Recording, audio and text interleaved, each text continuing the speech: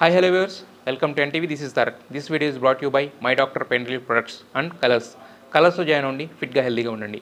ఈ మధ్య తెలుగు రాష్ట్రాల్లో సంచలనంగా నిలిచిన కేసు అంటే కనుక రాజ్ తరుణ్ అండ్ లావణ్య కేసు అని చెప్పుకోవాలి. అయితే ఈ కేసులో నిన్నటి వరకు ట్విస్టుల మీద ట్విస్టులు ఇలా రకరకాలు వచ్చినాయి. బట్ ఎప్పుడైతే ఈ కేసుని ప్రముఖ అడ్వకేట్ కళ్యాణ్ దిలీప్ సుంకర టేకప్ చేశారో అప్పటి నుంచి ఈ కేసు అనేది కొత్త మలుపు తిరిగింది. అయితే ఆయన ఆల్రెడీ రాజ్ తరుణ్ మీద, మల్వి మల్హోత్రా మీద, అలాగే మయాంక్ మల్హోత్రా మీద ఒక కేసు పెట్టడం అనేది జరిగింది. మరి ఈ కేసుని ఎలా ముందుకు తీసుకెళ్ళబోతున్నారు? సో ఈ కేసు చేసినప్పుడు ఆయన కొన్ని ఆరోపణలు కూడా చేశారు. ఆ ఆరోపణలు నిజమెంత, అలాంటి విషయాలు చాలామంది సోషల్ మీడియాలో వేదికగా పంచుకుంటున్నారు. ఆ విషయాలు ఆయన మన ముందున్నారు కాబట్టి డైరెక్ట్గా ఆయన్ని అడిగి తెలుసుకుందాం. అలాగే లావణ్య గారు కూడా ఉన్నారు. ఆవిడ ఏం కోరుకుంటుంది ఇప్పుడు ఈ కేసు నుంచి? రాజ్ తరుణ్కి శిక్ష పడాలన్నా లేకపోతే కలిసి ఉండాలన్నా, ఇలాంటి విషయాలు కూడా వాళ్ళని అడిగి తెలుసుకునే ప్రయత్నం అయితే చేద్దాం. హలో దిలీప్ గారు. హలో లావణ్య, ఎలా ఉన్నారమ్మా? అంటే గత కొన్ని రోజులుగా మిమ్మల్ని చూస్తుంటే అంటే మీడియా ముందుకు వచ్చి రకరకాలైన ఇవన్నీ మీరు చెప్తున్నారు, వచ్చిన ఆరోపణలు తీసుకున్నారు, సోషల్ మీడియా వేదికగా రకరకాలైన కామెంట్స్ అన్నీ చేస్తున్నాయి.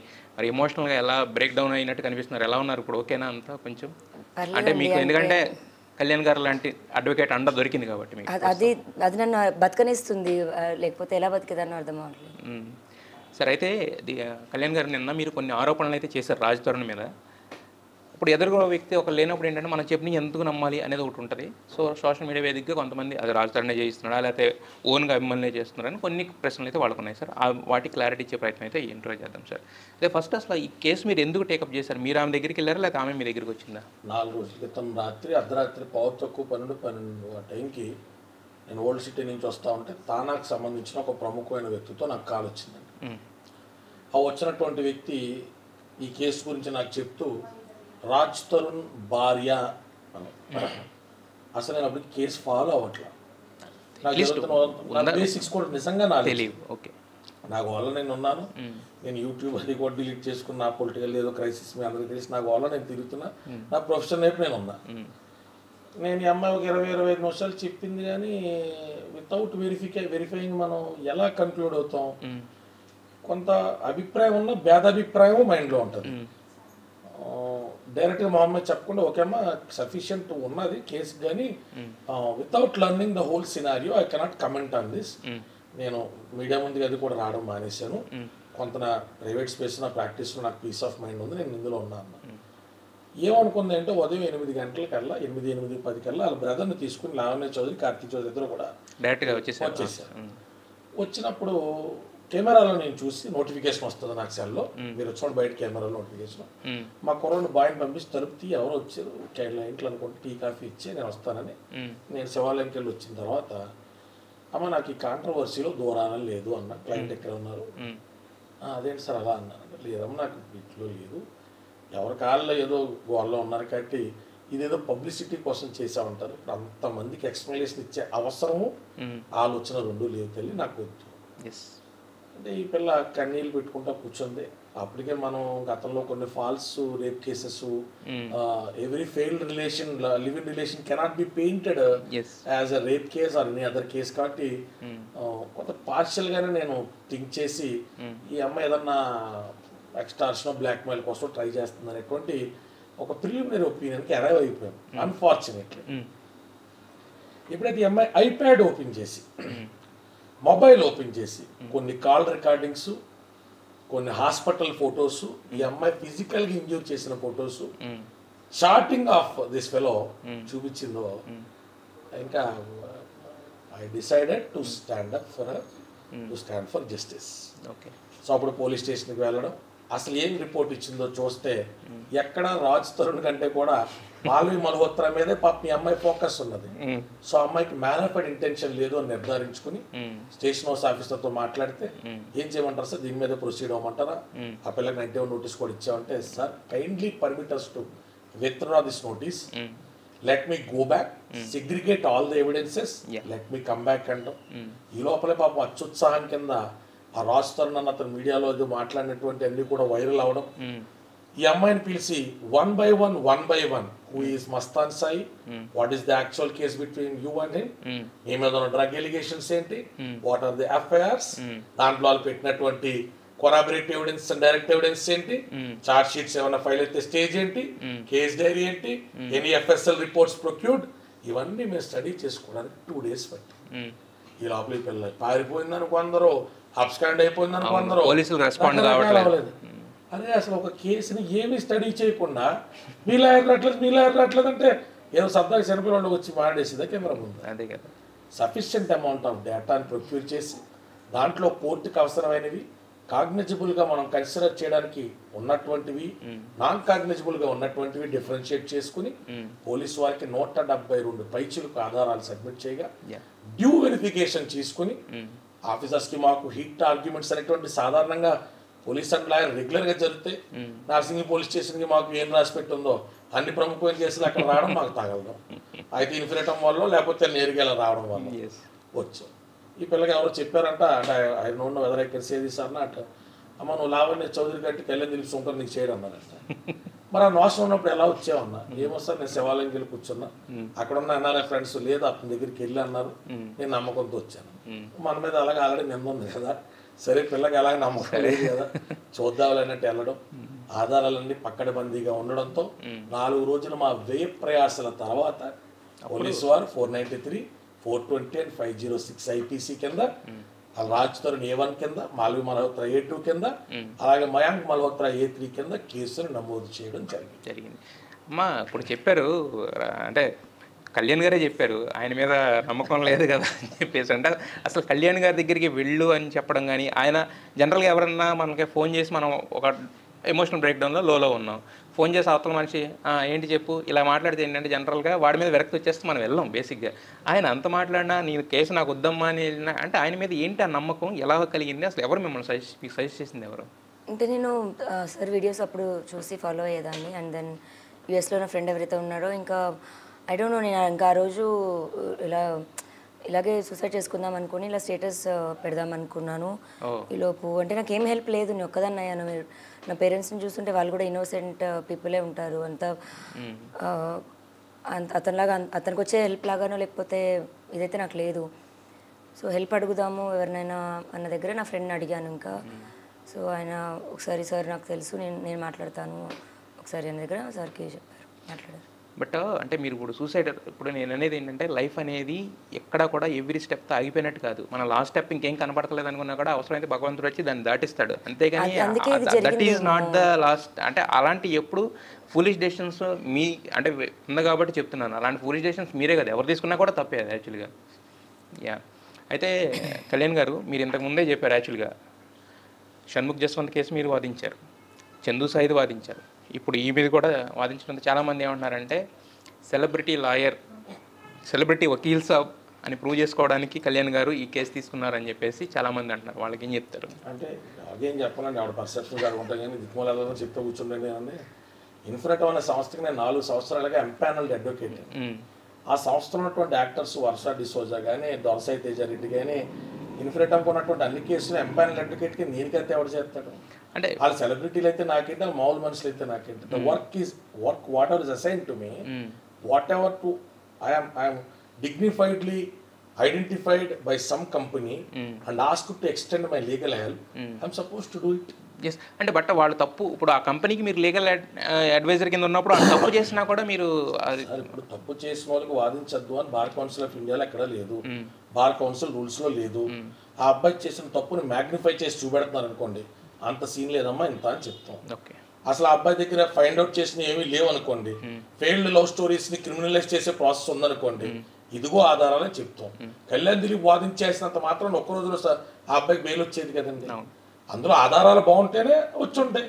అది షణ్ముఖ్ జస్వంత్కైనా వాళ్ళ అన్నయ్య కేసులో 9 days 10 daysలో మేము బెయిల్ తీసుకురాగలిగిన, లేకపోతే చందు సాయి విషయంలో తీసుకురాగలిగిన, లేదా ఇంకో సెలబ్రిటీస్ విషయంలో గ్యాగ్ ఆర్డర్స్ తీసుకురాగలిగిన, డైవర్స్ ఆర్డర్స్ తీసుకురాగలిగిన, కంటెంట్ ఉంటే ధర్మం ఉంటే, నేను చెప్పేటువంటిది డాక్టర్ ఆఫ్ స్టేట్ కేసెస్ కింద సుప్రీంకోర్టు మా ఎపెక్స్ కోర్టు ఇచ్చినటువంటి జడ్జిమెంట్స్ దానికి మ్యాచ్ అవుతా ఉంటే, నేనేంటి సార్ మీరు ఆర్గ్యుమెంట్ చెప్పినా పార్టీని పర్సన్ కింద వస్తాయి.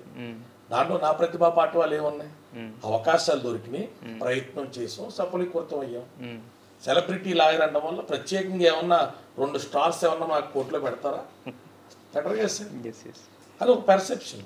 ఇప్పుడు మీడియాలో హైప్ అయింది కేసు అంటారు, ఈ పిల్ల వాళ్ళు ఉన్నాక అమ్మ నాన్నగారు ఇద్దరు వెనకాతలే ఉన్నారు, మరొప్పుడు వాళ్ళు ఏమి చేయలేని పరిస్థితుల్లో 5 పదులు 6 పదులు వయసు దాటి ఉన్నారు, అని సెలబ్రిటీ కేసులు చేస్తాం అనుకుంటారు అని ఎవడో అనుకున్న అభిప్రాయాల కోసం ఈ పిల్ల తర్వాత అన్న అన్నోరాని పిలుతా అన్నయ్య అని ఈ పిల్లకి చేస్తాం మానే ఉంటారు. మానలంగా అనుకున్నాడు అనుకుంటాడు, ఆడి పరిధిలో ఆడుకున్న అభిప్రాయాలకి మనం వ్యతిరేకం కాదు. ఈ have all rights to presume. నువ్వేమన్నా అనుకున్న పని నేను చేసుకుంటూ వెళ్తాను. మా లావణ్య యాక్చువల్గా మీ దగ్గరికి వచ్చేసరికి మిగతా అవన్నీ ఎలా ఉన్నా కూడా మస్తాన్ సాయి అనేది ఫస్ట్ వస్తున్న నేమ్ అనమాట. మస్తాన్ సాయి మీద మీరు గుంటూరులో ఒక ఎఫ్ఐఆర్ వేశారు. ఆ ఎఫ్ఐఆర్లో మీరు చేసింది ఏంటంటే నన్ను ఇతను పెళ్లి చేసుకోవాలి అనేది మోసం చేశాడు, పెళ్లి చేసుకోవాలనేది దాంట్లో ఉందని రాజ్ తరుణ్ ఎఫ్ఐఆర్ అని చూపిస్తున్నాడు. యాక్చువల్గా మిగతాది అయితే మామూలుగా ఒక చాటింగో లేకపోతే ఇంకోటి అయితే అది జస్ట్ క్రియేట్ చేశారు అనుకోవచ్చు. బట్ మీరు ఆ ఎఫ్ఐఆర్ మీరు పెట్టారా నిజంగా? ఆ ఎఫ్ఐఆర్లో ఏముంది? సో నేను పెళ్లి చేసుకోవాలి అని నేను పెట్టలేదండి. పెళ్ళికి పిలిచి ఇక్కడ మోసం జరిగింది అని వాళ్ళ సిస్టర్ పెళ్ళికి వెళ్ళడం జరిగింది గుంటూరుకి. సో పెళ్ళికి వచ్చిన నాకు ఇది జరిగింది అన్నది నా ఏం జరిగింది అదే అండి. అగైన్ అండి కోర్టులో ఉంది. ఇప్పుడు నాకు రాజ్ తరుణ్కి జరిగిన ఇది నేను లీగల్గా ఫైట్ చేస్తున్న ఒక కేసుకి సంబంధం లేదు. దయచేసి నేను లీగల్గా ఒకటి ఫైట్ చేస్తున్నా అంటేనే అక్కడ అందులో రాజ్ తరుణ్ అభిప్రాయం తీసుకొనే వెళ్తాను. గుట్టుచాటుగా చేసేది కూడా కాదు. నేను ఒక మనిషిని, నాకు రైట్స్ ఉంటాయి. ఆ రైట్స్ పరంగా నేను వెళ్ళి కేసు పెట్టాను. దానికి దీనికి రిలేటెడ్ కాదు. అది ఫైల్ అయింది. ఆ ఫైల్ ఎప్పటికీ ఒక కాపీ పంపించింది నేనే, అది అతనికి. ఈ రోజు నాది దాన్ని రివర్స్గా క్రియేట్ చేయడానికి ఇది వాడితే అది అతని అది ఏమండి, అది ఛార్జ్ షీట్ అవుతుంది, కోర్టుకి వెళ్తుంది.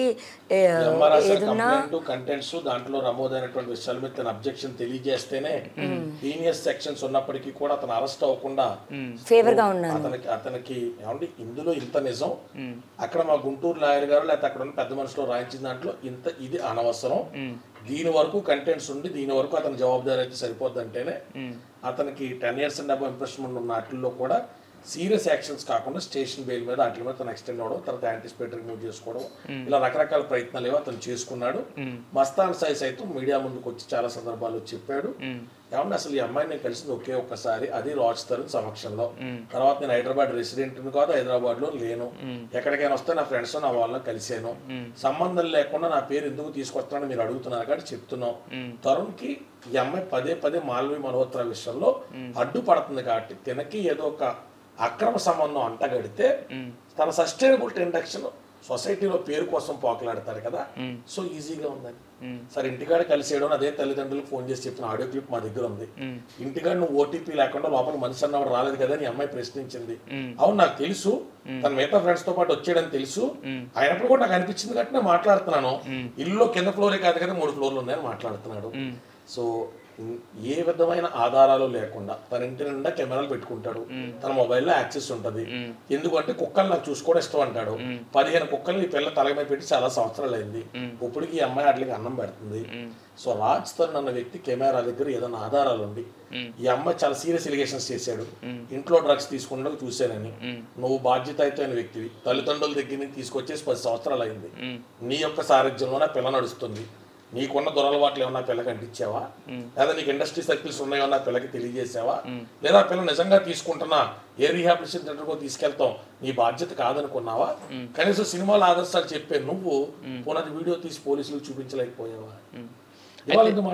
అయితే దీనికి జనాలు అంటుంది ఏంటంటే, అంటే రాజ్ తరుణ్కి ఆల్రెడీ డ్రగ్స్ హ్యాబిట్ ఉందా అని అడుగుతున్నారు. లేదనే పిల్ల చెప్తుంది, ఇప్పుడు అతను ఏదో కదా నీ పిల్ల అవదుగా ఏమన్నా. మరి అయితే మీ ఇంట్లో అసలు డ్రగ్స్ కన్సంప్షన్ అనేది జరగలేదు? లేదండి. పార్టీ అంటే మేబీ మహా అయితే ఆల్కహాల్, అది ఇంకా అందరూ జనరల్గా తీసుకునేదే.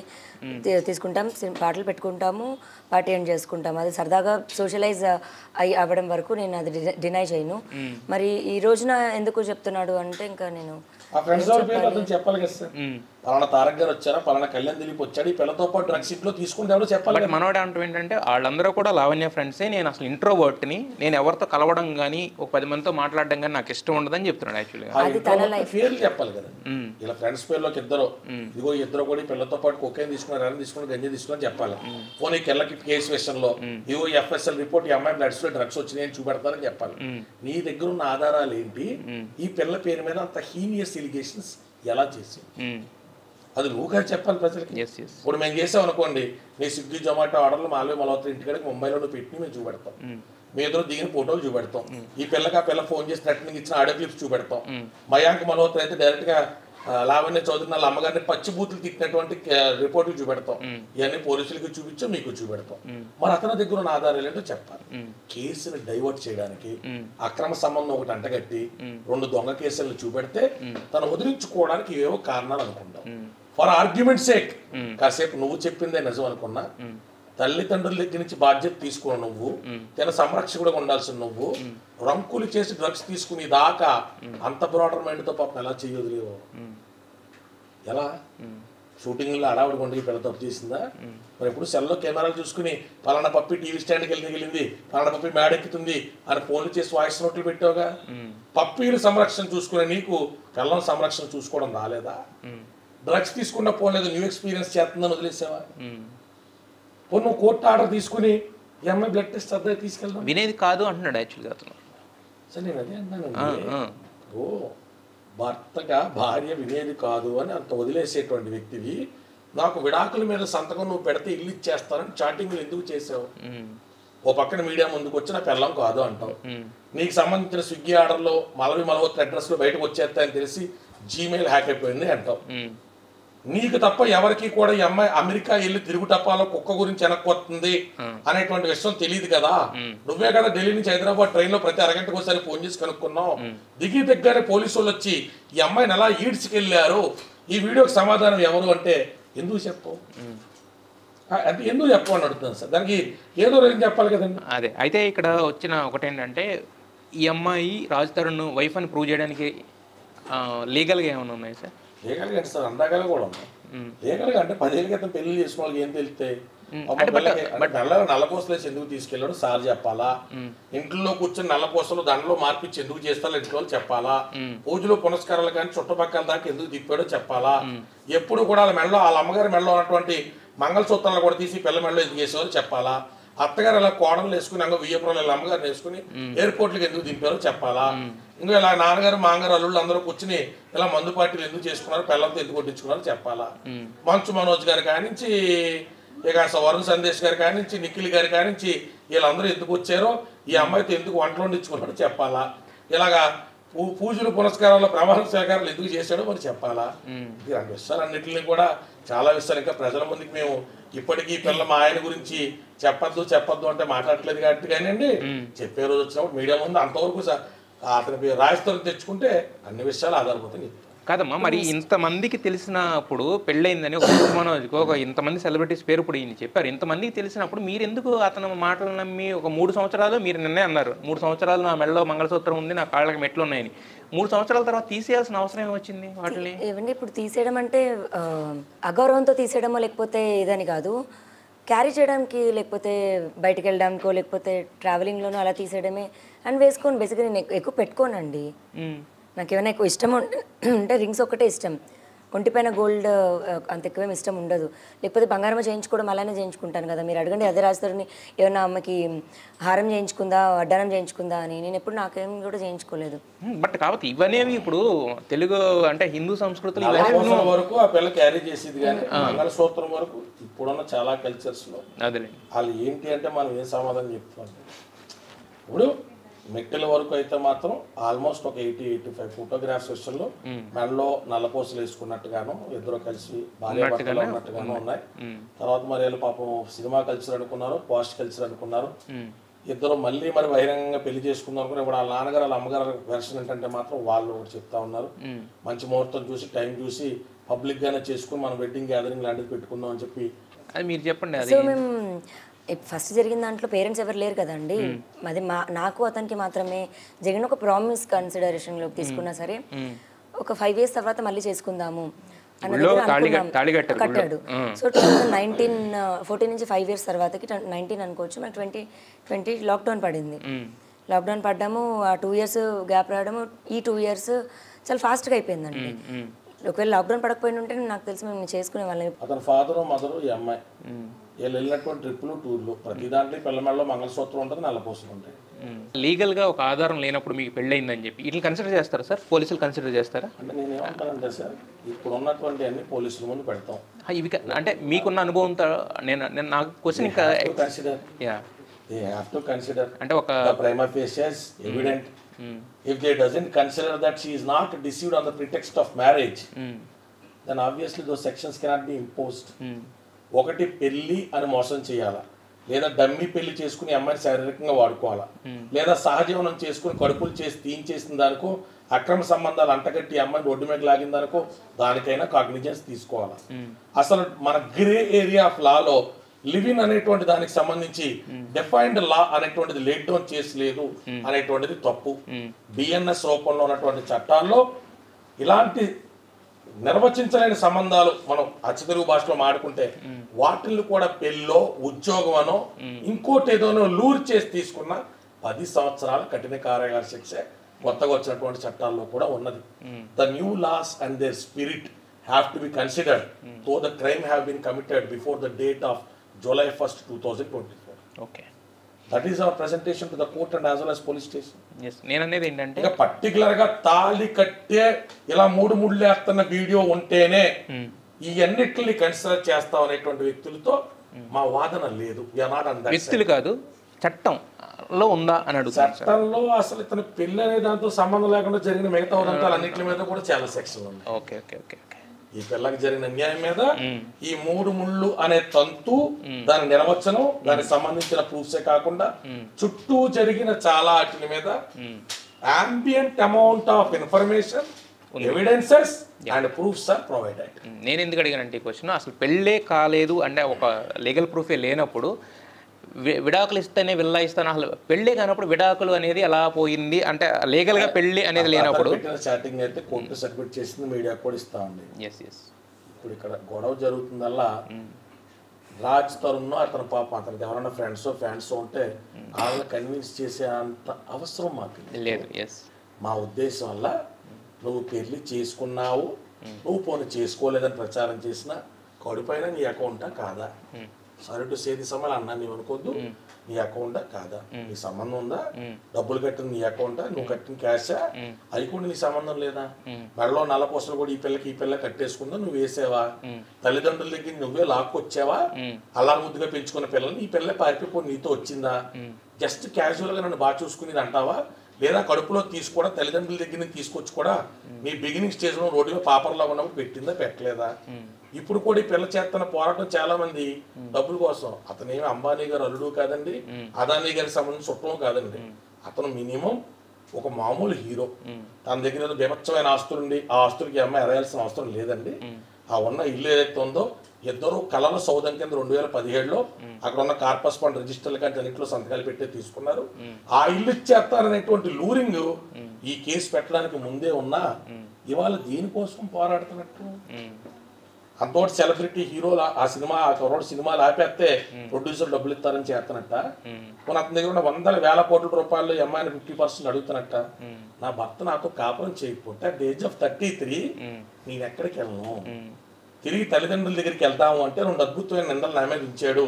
ఒకటి నేను డ్రగ్ పెడలర్ అంటాడు కేసుల్లో, ఇతనేమో డైరెక్ట్ గా వచ్చి అబ్యూజర్ నువ్వు వాడుతున్నావు అంటాడు. ఇంకొకటి ఎవరితో అక్రమ సంబంధం ఉందంటాడు. పాపం మరి ఇంత 3 అద్భుతమైన నిందలు 11 సంవత్సరాల జీవితాన్ని చూరగొన్న తర్వాత ఈ పిల్ల ఎక్కడికి వెళ్ళాలి ఏం చేయాలన్నది కింద కమెంట్లు పెడుతున్నారు, కొంత సమాధానం చెప్తూ సంతోషంగా. అదే ఇప్పుడు మనం ఈ క్వశ్చన్స్ అనేవి అర్థమవుతుంది, నాకు అర్థమవుతుంది. యాక్చువల్గా మీరు నన్నే కాదు, మీరు ఎవరైతే చేస్తున్నారో వాళ్ళందరూ అడుగుతున్నారు. పిల్లకాయలు సలహా చెప్తారండి, సింతాల్ సోపెట్టి స్నానం చేసి ఏమి జరగనట్టు ఇంటికి వెళ్ళిపోమని చెప్తున్నారా, ఏమని చెప్తారండి, చూద్దాం ఏమంటారు వాళ్ళు. What is the solution or giving. ఒక 100 మీడియా ప్రముఖులు వస్తారు, పెద్దలు చాలా క్యాజువల్ గా మాడతారు. పాపం పేర్లు అనవసరం, ఛానల్ పేర్లు, ఇదంతా అనవసరమైన విషయం అండి. అవును, దేశకాల వైపరీత్యాల గురించి చర్చంతో మనకు అవసరమైన విషయం. అంత పాలిటిక్స్ గురించి మన ఛానల్ నడిపితే చాలా పెద్ద అవసరమైన విషయం. మిగతా ఇంక అసలు ఏవి విషయాలు కాదు. అది ఎస్ఆర్ఐన ఆడపిల్ల గొంతున్నోడు లేకపోతే నా బొట్టుడు మీ బొట్టుడు రాడు, ఏంటి పిల్ల పరిస్థితి. కేసు కూడా పెడతారు, చెప్పింది ఆల్రెడీ ఇంకో డ్రగ్ కేసు కూడా పెడతారు. అప్పుడు ఆత్మహత్య చేసేసుకుంటే డ్రగ్స్ విషయంలో దొరికేసినందుకు కానీ ఆత్మహత్య చేసుకున్నది అని ఇతను ఒక ముసలి కన్నీరు కారితే ద షో ఈజ్ ఓవర్. అంటే ఒక సెలబ్రిటీ అంతకుముందు దాకా ఎవరిని తొక్కుకుంటా ఎవరిని వాడుకుంటా ఎదిగిన తర్వాత ఇంకో సెలబ్రిటీని క్యాస్ట్ ఈక్వేషన్స్ మీద రకరకాల ఈక్వేషన్ మీద చూస్ చేసుకుంటే పాపం లావణ్య చౌదరి లాంటి పిల్లలు అన్యాయం అయిపోయి అన్యాక్రాంతం అయిపోయినా కూడా this is not our centre of discussion. ఎందుకంటే ఇది ఏ హీరో ట్వీట్ చేయాలా, ఏ రాజకీయ నాయకుడు దీని గురించి మాట్లాడాలా, ఎవడో చెట్టు కింద లీడర్ మాట్లాడుతున్నాడు, దాని పెద్ద ప్రాధాన్యత ఏముంటుంది. ఇదేమో రాజకీయాలు కాదు, ఇరు రాష్ట్రాల ముఖ్యమంత్రుల గురించి మాట కాదు, అవి మనకు ఫ్యాసినేషన్గా ఉంటే ఇన్స్టెంట్ కిక్ ఎత్తాయి. అదే అంటే అందరినీ మనం దాని మీద బట్ ఇప్పుడు ఇప్పుడు నేను వచ్చానంటే దానికి ఏ ఇష్యూని జనరలైజ్ చేయకూడదు. Right point. ఫేక్ 376 మీద నేనే పోరాడా. ఫేక్ 376 ఉంటే వాటి గురించి ఎస్టాబ్లిష్ చేశా. అతి తక్కువ కాలంలో బెయిల్ తీసుకొచ్చాం, కోర్టులో డిశ్చార్జీలు ఫైల్ చేసాం. That is that case. ఈ కేసును ఆ కేసును ముడిపెట్టలేం. ఆడపిల్లలందరూ ఒకేలా ఉన్నారని చెప్పలేం, మగపిల్లలందరూ ఒకేలాగా ఉన్నారని చెప్పలేం. ఆ జెండర్ డిస్క్రిమినేషన్ కరెక్ట్ కాదు. దాంట్లో ఉన్న ఫ్యాక్ట్స్ పరిశోధించే టైం మాకు లేదు సార్. మా దైనందిన జీవితంలో మా పోరాటాలు మాకు ఉన్నాయి, అంతవరకే ఉండాలి. అయితే అమ్మ, మీకు ఈ అబార్షన్ అనేది లేటెస్ట్గా చెప్పిన మీరు వార్త, అది ఎప్పుడు జరిగింది అసలు? అది 2016-17లో జరిగింది. 16-17. అతను చెప్తుంది ఏంటంటే 2017 తర్వాత నేను అసలు ఆమెతో నాకు ఎలాంటి శారీరక ప్లాన్డ్గా తెలిసి రిపోర్ట్ గురించి తనకు తెలిసి రిపోర్ట్స్ ఉన్నాయని కదా, మరి ఇంత ప్లాన్డ్గా తనకి ఇది లేకపోతే రిపోర్ట్ తర్వాత రిపోర్ట్ లేదు అని కాబట్టి 2017 అని చెప్పాడు అని అనుకోవచ్చు. 2017 తర్వాత అతను ఆర్గ్యుమెంట్స్ కోసం ముట్టుకోలేదు అనుకున్నాం సార్. అప్పుడు అబ్బాయికి పాపం కొత్త హీరోయిన్లు ఆన్లైన్లో చేతి రెండు ఆప్షన్స్ ఉన్నాయి, ముట్టుకోలేదు అనుకున్నాం సార్. 2000కి 17-16 టైంలో జరిగినటువంటి రెండు కూడా పాపం ఇదేనా ఒప్పుకుంటావా? 2 సార్లు అబార్షన్ అయిందమ్మా మీకు? అబార్షన్ అయిందో ఇంకేదన్నా పాపం మనోడికి అలవాటు కట్టి బొప్పాస్కాయ మొక్కలు తినేమని చెప్పినటువంటి క్లిప్స్ ఏవైతే ఉన్నాయో వాటి ద్వారా పోనీ ఇంకేమన్నా జరిగినాయో ఇవన్నీ కోర్టులో డిస్కషన్స్ లో పెడదాం సార్. ఈ అమ్మాయికి సంబంధించి ఫాలోపియన్ ట్యూబ్యూలు కూడా కొన్ని చెప్పుకోకూడదు, రప్చర్ అయితే ఆ రప్చర్ అండ్ ఆపరేషన్ CD5 దానికి సంబంధించినవి కూడా కోర్టు వారికి ఇస్తున్నాం. ఈ పిల్లకి ఇవన్నీ ఎలా జరిగినాయి అంటే మా పాయింట్ ఎవరికి అర్థం కావట్లేదు సార్. నేను చెప్పేది ఏంటంటే ఈ పిల్లల్ని నువ్వు తీసుకొచ్చిన వాడు గుళ్ళో తాలి కట్టావు, బళ్ళో తాలి కట్టావు, ఈ పిల్లల్ని నమ్మించావు. నేను నీ వాడిని అని నువ్వు, నీ అమ్మ బాబు, ఇంట్లో వాళ్ళు, నీ చుట్టుపక్కల అందరూ గ్యారంటీ ఇచ్చారు.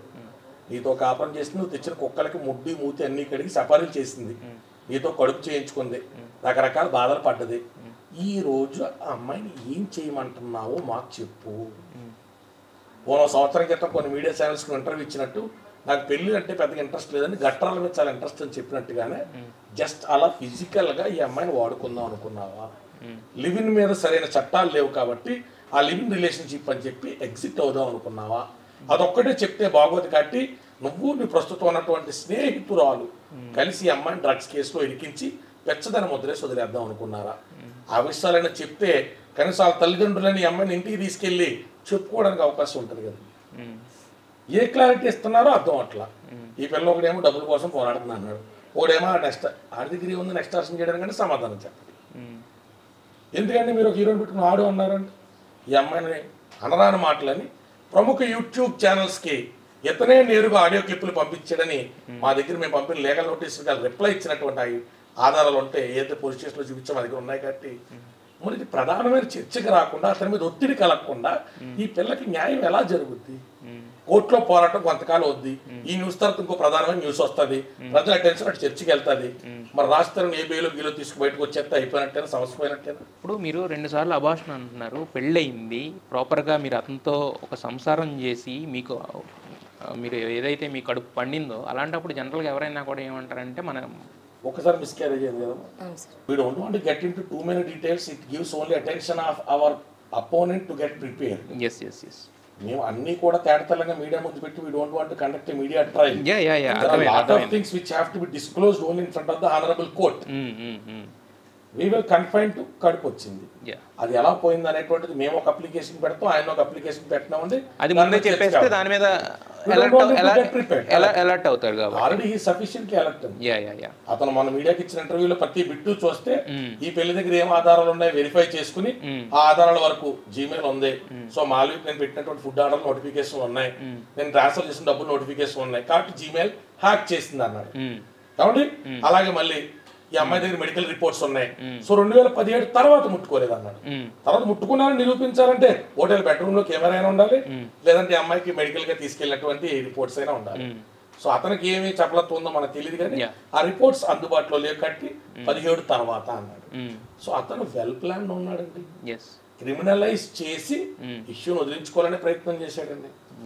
కొత్త అమ్మాయికి కూడా పాపం అమ్మాయి కూడా ఎక్కడ అమ్మాయిని చూస్తుంటే తనకు కూడా ఏం చెప్పుకుంటాడు, నన్ను అన్ని రకాలుగా వేధింటుంది వాడుకుంటుంది కాబట్టి నేను ఆ బాధలు భరించలేక నీ దగ్గర సేవ తీరుతాను అన్నాడు. మరి నిజంగా ఆ అమ్మాయి కూడా ఏమన్నా నమ్మిందో, లేకపోతే ఈ అమ్మాయికి ఫోన్ చేసి ఆ స్థాయిలో వార్నింగ్లు ఎందుకు ఇస్తుంది, తమ్ముడితో అంత పచ్చిబూతులు ఎందుకు మాట్లాడిస్తుంది? ఫస్ట్ మీరే ఫోన్ చేశారా లేకపోతే ఆవిడే ఫోన్ చేసిందా మీకు? నేను మాల్వి గురించి నాకు తెలుస్తుందండి. అఫ్ కోర్స్ మా డివైజెస్ కొంచెం లింక్ ఉన్నాయి కాబట్టి అబద్ధాలు చెప్తున్నాడు అని. అసలు ఏం జరుగుతుంది అని అయితే ఫస్ట్ నేనే చేశాను. నాకు అబద్ధం చెప్పింది ఏం లేదు, జస్ట్ ఒక యాక్టర్ జస్ట్ ఫిలిమ్స్ గురించి మాట్లాడతాం, జస్ట్ బుక్స్ గురించి మాట్లాడతాం అంటది. లైక్ మీకు చెప్పినట్లే వాటి గురించే మాట్లాడితే ఏదో ప్రాబ్లం క్రియేట్ చేసే మనిషిని అయితే కాదు. ఫస్ట్ అడగడమే జరిగింది అండ్ నేనేం థ్రెటన్ చేయలేదు. థ్రెటన్ చేసే అంత మనిషిని కూడా కాదు నేను. సో ముందు ఆవిడ థ్రెటన్ చేసిన తర్వాత మీరు దానికి రిటర్న్ అంటే ఎందుకు నీకేం పని ఆ మనిషిని నీ వైపు చుట్టూ తిప్పించుకోవడానికి? ఎందుకంటే వెళ్తున్నాడు కదండి, ఇప్పుడు అతని పని అతను చూసుకుంటూ అతను పని అయిపోయాక ఇంటికి వచ్చే మనిషి ఇది అయిపోతే నేను అడిగేదాన్ని కాదు కదా. తన దగ్గరికి వెళ్తున్నాడని తను అడిగాను. అంటే ఇంతకుముందు కూడా చాలా మంది హీరోయిన్స్తో ఎఫైర్స్ పెట్టుకున్నాడని మీరే కదా చెప్పారు యాక్చువల్గా. సో ఎవరెవరితో ఎఫైర్స్ ఉన్నాయి? మళ్ళీ అది ఇప్పుడు నేను ఎందుకు అడుగుతున్నానంటే దానికి కూడా నేను చెప్తాను. మీరు ఆల్రెడీ మీ నేమ్స్ తెలుసు కూడా చెప్పండి, తప్పేముందా? ఇప్పుడు నాకు అన్యాయం జరిగిన మనిషి పైన నేను పెట్టడానికి వెళ్ళాను. అది అటు వెళ్ళకుండా డైవర్ట్ అయ్యి టాపిక్స్ వచ్చి పక్కకి వెళ్ళిపోతుంది, డైల్యూట్ అయిపోతుంది. నేను అడగడానికి రీజన్ ఉంది, నేను చెప్తాను, మీరు చెప్తే నేను చెప్తాను ఆ రీజన్ ఏంటనేది. లవర్ మూవీలో Riddhi, Ariyana Glory and Shalini Pandey and ఉన్నాయి ఇంకా కొంచెం. అలా అరియానా గ్లోరీతో ఉందని మీకు ఎలా తెలిసిందంటే ఒక రోజు షూటింగ్ చేసింది ఆ అమ్మాయి. ఏది అనుభవించి రాజా సినిమాకి అనుకుంటా కదా, ఒకరోజు షూటింగ్ చేసింది. ఒకరోజు షూటింగ్ చేసిన తర్వాత ఎలా తెలిసింది మీకు? ఇప్పుడు ఇంటికి వచ్చే మనిషి ఇంటికి రాకుండా బయట ఉన్నాడు, బయట ఎక్కడ ఉన్నాడు? ఆ అమ్మాయి దగ్గర ఉన్నాడని మీకు ఎలా, మీకు అంటే ఎలా, అంటే అతని పక్కనే ఉన్న మీ ఏమైనా స్పైయింగ్ చేశారా? అది ఎలా తెలిసింది? బయటకు వెళ్తాడు కదండి. ఇప్పుడు అరియానా గ్లోరీ అనే అమ్మాయి ఏం చేసేది స్టార్టింగ్ డేస్లో, ఎలా వచ్చింది అన్నది మన అందరికీ తెలుసు. హర్జీవితో ఒక ఇంటర్వ్యూలోంచి ఫేమస్ అయిందో లేకపోతే అక్కడి నుంచి బిగ్ బాస్కి వచ్చింది. నాకు తెలుస్తుంది కదా ఒక ఆడపిల్లది ఎలా మాట్లాడుతుంది, దేనికోసం ట్రై చేస్తుంది అని. సో హీరో కోసమే మాట్లాడుతుంది, హీరో నుంచి వచ్చే పాపులారిటీ కోసం మాట్లాడుంటే నేనేమి ఇబ్బంది పెట్టేదాన్ని కాదు. దానికి మించి ఈమెతో ఇతనితో బాయ్ ఫ్రెండ్ అన్న ఒక రిలేషన్షిప్ అనేది స్టార్ట్ అయింది. అది నాకు ఎలా తెలిసింది అంటే వాళ్ళు దిగే ఫొటోస్ అవి ఉండొచ్చు, వాళ్ళు చేసుకునే చాటింగ్ అయి ఉండొచ్చు. రాజ్ తరుణ్ ఇంటికి రాకుండా అరియానా గ్లోరీ వాళ్ళ ఇల్లు మణికొండలో తన మిగతా కామెడీ యాక్టర్స్ ఎవరైతే ఉన్నారో వాళ్ళున్న అపార్ట్మెంట్లో వాళ్ళే నాకు ఫోన్ చేసి చెప్పడం జరిగింది. అంటే ఇన్స్టాగ్రామ్లో ఇలా రాజ్ తరుణ్ అరియానా వాళ్ళ ఇంటికి వస్తున్నాడు అని. ఇప్పుడు వాళ్ళ పేర్లు చెప్పి నేను మళ్ళీ అందరూ డ్రాగ్ చేయడం కాదు, చెప్పిన తర్వాత నాకు నేను ఏంటి అని ఫొటోస్ ఇవన్నీ చూడగా నిలదీశారా? హర్యానా ఎప్పుడు నిలదీశానంటే మళ్ళీ అది కూడా నేను గోవాలో ఉన్నాను. హర్యానా నాకు కాల్ చేసి అది కూడా రాజ్ ఫోన్ నుంచి చేసి హాయ్ నీ గురించి ఎప్పుడు చెప్తుంటాడు అనుకుంటే టాపిక్ స్టార్ట్ చేసింది. నువ్వు ఎంత సంపాదిస్తావేంటి అంటే ఇప్పుడు అంటే ఇక్కడ నేను ఆపర్చునిటీ కోసం ఉన్నాను అలా అన్నాను.